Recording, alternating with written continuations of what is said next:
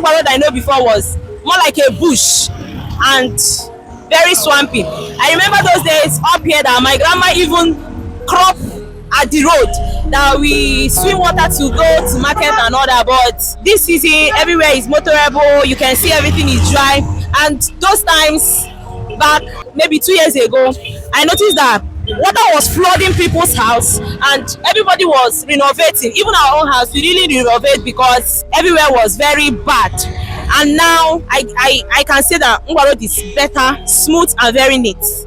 I see this work as the handwork of Oti because he really maintained our gutters, number one thing that he did, and he enforced the infrastructural agents that made everywhere to be neat and good. Me Uzoma Happiness, I talk and say if na him go rain 88, 88, 88, 88 to 3 section, make him rain.